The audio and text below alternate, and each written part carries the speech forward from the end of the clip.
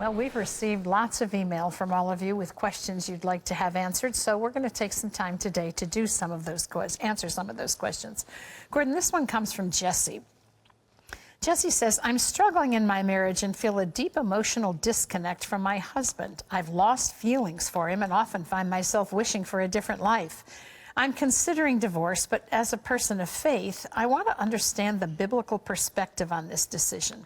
Can you offer guidance on whether divorce is permissible in my situation?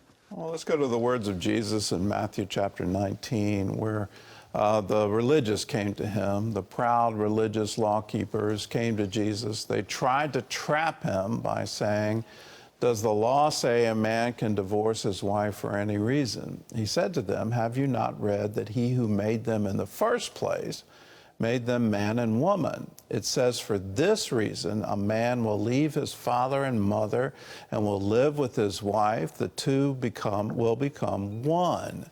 So they are no longer two, but one.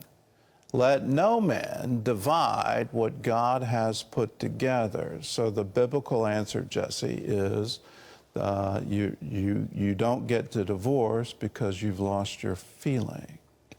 Now, it sounds to me like you need to get some marriage counseling, and you need to figure out where are you and where's your heart.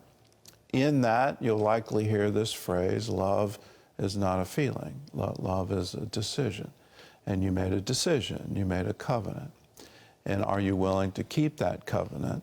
Because part of that covenant was for better or for worse. And so when it turns out to be worse than you anticipated, are you still going to honor? There are biblical exceptions to this. The number one is sexual sin outside of marriage. And the reason is it puts the other spouse, literally their health is at risk. There's the Pauline exception where the unbeliever leaves, and so then you're no longer bound by the covenant. I've added a third just because physical safety is involved, and that is any kind of physical abuse.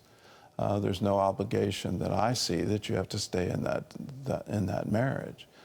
But if it's just you've lost your feeling, I would run to marriage counseling because in that you'll maybe find a way back to having a wonderful marriage.